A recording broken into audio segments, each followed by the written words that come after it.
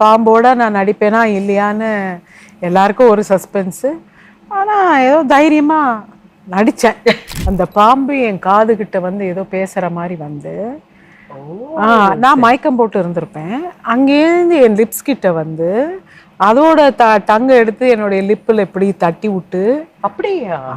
அந்த காலத்திலேயே வந்து ஒரு கதை, ஒரு லவர் வந்து சகோதரனா ஆயிடலாம் அப்படிங்கிற ஒரு தீமை இன்டைரக்டா கொண்டு வந்தாரு.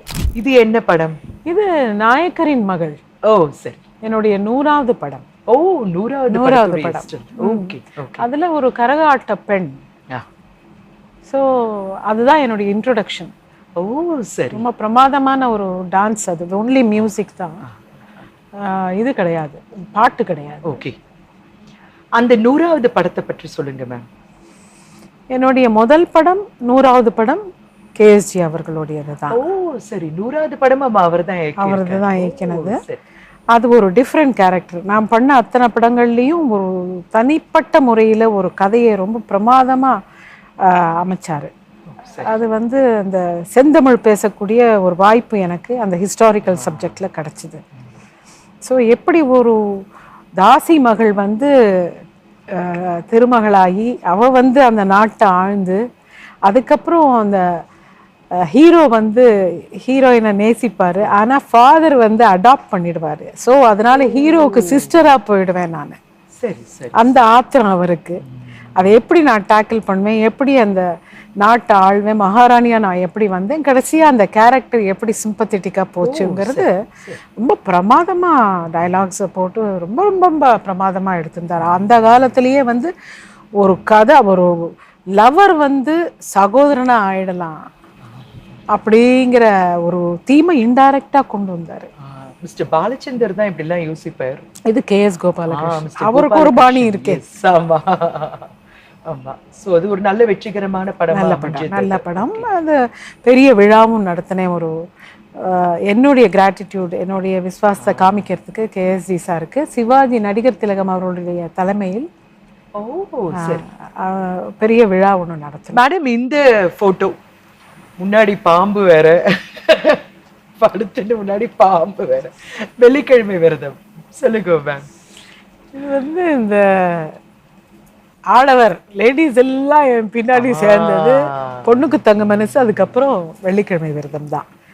இது என்ன ஒரு அட்டகாசமான படம், என்ன பெரிய வெற்றி. பெரிய வெற்றி, பெரிய வெற்றி. வந்து இந்த பாம்போட நான் நடிப்பேனா இல்லையான்னு எல்லாருக்கும் ஒரு சஸ்பென்ஸு. ஆனால் ஏதோ தைரியமாக நடித்தேன். இது பாம்புன்னு நினைக்கிறது இல்லை, ஏதோ ஒண்ணு மேல ஏறப்போகுது. ஆமா, ஏதோ ஒண்ணு மேல ஏறப்போகுது. ஆனா பேர் வாங்கிடணும். தேவர் சார்லாம் சைட்ல நிக்கிறாங்க, கிட்டத்தட்ட 200 பேர் ஃப்ளோர்ல எதிரில் நிக்கிறாங்க, ப்ரெஸ் பீப்புள். எப்படி நடிப்பேன்னு பார்க்கறதுக்கு இந்த பாம்புகாரர் பாம்பு மேல ஊற விட்டாரு. அந்த பாம்பு பிரமாதமா நடிச்சிருக்கேன் என்னோட. எப்படின்னா என்ன நடிக்க வச்சு தானும் நடிக்க வச்சிருக்குன்னா அது தெய்வத்துடைய இதுதான். 2-3 கேமரா சுத்தி இருக்கு. அந்த பாம்பு வந்து என் மேல வந்து இந்த பொசிஷனுக்கு தான் வரணும், அதுதான் ஷாட்டு. ஆனால் அது எப்படி நடிச்சதுன்னா, அந்த பாம்பு என் காதுகிட்ட வந்து ஏதோ பேசுற மாதிரி வந்து நான் மயக்கம் போட்டு இருந்திருப்பேன். அங்கேருந்து என் லிப்ஸ் கிட்ட வந்து அதோட டங்கை எடுத்து என்னுடைய லிப்பில் எப்படி தட்டி விட்டு. அப்படியா? அந்த நேரம் கூட நான் அன்கான்ஷியஸா கண்ணை முடிந்து கண்ணை அப்படி சிமிட்ட கூட கூடாது. ஓ சரி. நான் சைலண்டாக படுத்துட்டு இருந்தேன். அப்புறம் தான் இந்த பொசிஷனுக்கு வரும். இந்த பொசிஷனுக்கு வந்ததுக்கப்புறம் நான் டைலாக் பேசுவேன். தெய்வமே நீ உயிரோட இருக்கியா அப்படின்னு பேசுவேன். சரி, நல்ல அனுபவம். அது தியேட்டரில் போய் எனக்கு பார்க்கணும்னு ஆசை. வெறும் எப்படி இருந்தது நீங்க தியேட்டர் போய் அந்த சைலன்ஸ், பின் ட்ராப் சைலன்ஸ். அந்த ரீரெக்கார்டிங் கூட கிடையாது அந்த இடத்துல.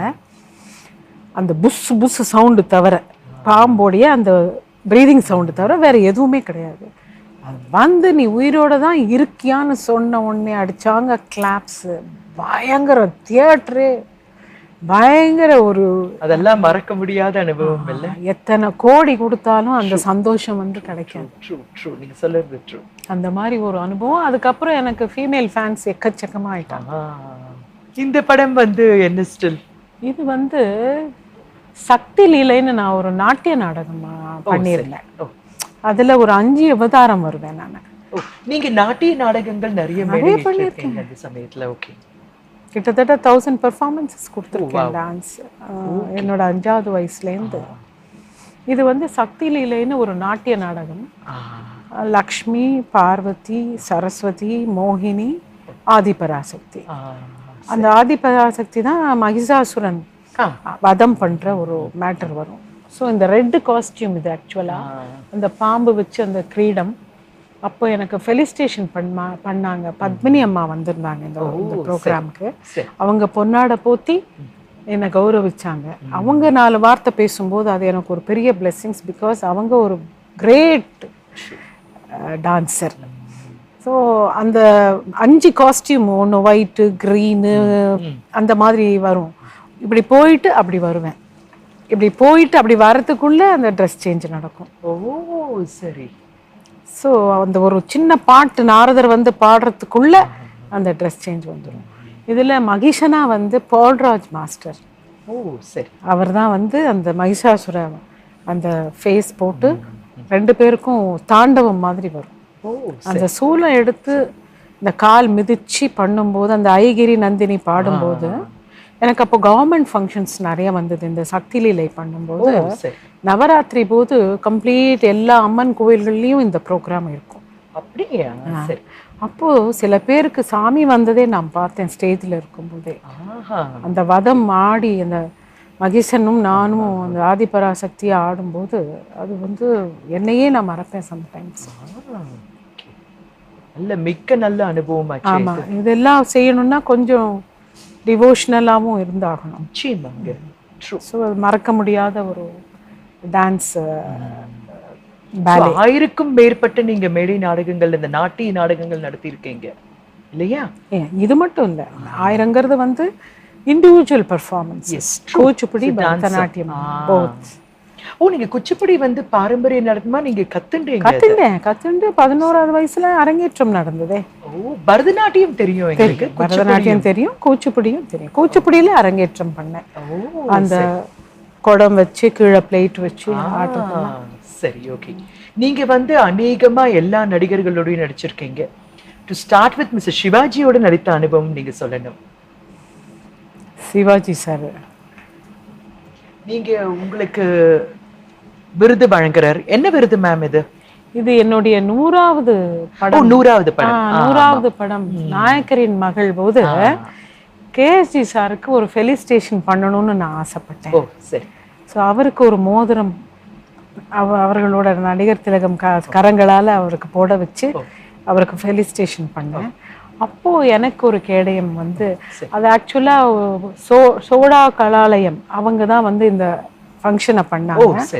நானும் கலந்துக்கிட்டேன். இந்த மோதிரம் அந்த விஷயங்கள் எல்லாம் நானும் கலந்துக்கிட்டு 2 பேரும் சேர்ந்து செஞ்ச ஃபங்க்ஷனில் எனக்கு நடிகர் திலகம் 100வது படத்துக்காக எனக்கு கொடுத்து. நீங்க வந்து அவரை பற்றின விஷயங்களை சொல்லணும், அவரோட நடித்த அனுபவங்களை சொல்லணும். கண்டிப்பா. களஞ்சயம் அவர், சரஸ்வதி புத்திரன், அவரோட சேர்ந்து அவர் வாழ்ந்த காலத்தில் நான் இருந்தேன் என்று சொல்லும் போதே எனக்கு பெருமையாக இருக்கிறது. நான் வந்து பாரத விலாஸ் படத்துல தான் முதல்ல அவருக்கு பொண்ணா நான் நடிச்சேன். அப்போ அந்த ஸ்கூல் ஃபைனல் பண்ணிட்டு இருந்தேன். ஒவ்வொரு எக்ஸாம் போதும் அந்த ஷூட்டிங் வரும். ஸோ குவார்டர்லி எக்ஸாம் மட்டும்தான் என்னால் எழுத முடியுது. அதுக்கப்புறம் ஹாஃப் இயர்லி போதும் பாரத விலாஸ் ஷூட்டிங் அவரோட காம்பினேஷன்ல. சரி. ஸோ திருலோக் சந்தர் சார், பரவாயில்லம்மா நீ வந்துடும் பாரு. நானும் பாதியில் வந்துட்டு பாதி மேக்கப்லேயே போய் அதுக்கப்புறம் எக்ஸாம் எழுதுவேன். எனக்கு வித்யோதயா ஸ்கூல் கொஞ்சம் கோஆப்ரேட் பண்ணுச்சு, கொஞ்சம் எக்ஸ்ட்ரா டைம் கொடுத்து. ஸோ அந்த மாதிரி அந்த பாரத விலாஸ்ல தான் முதல்ல அவரை நான் சந்திச்சு பயந்து நிற்பேன். அதான் எல்லாருமே வந்து பயப்பட அன்னார்ந்து பார்க்கக்கூடிய ஒரு நடிகராச்சு. அவரு கூட நேர்ல நம்ம நின்று உட்காந்து கரஸ்பாண்ட் பண்ணி பேசிட்டு இருக்கோம்.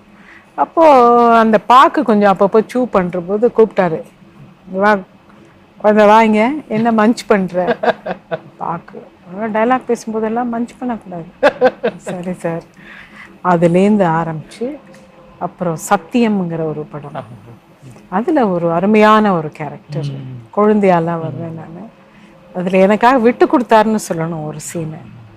அவர் வந்து வாக்கு தவறி அந்த கமலஹாசன் கேரக்டர் வந்து வேற ஒரு கேரக்டர் கல்யாணம் பண்ணி கொடுத்துருவாரு, எனக்கு சத்தியம் கொடு. சரி.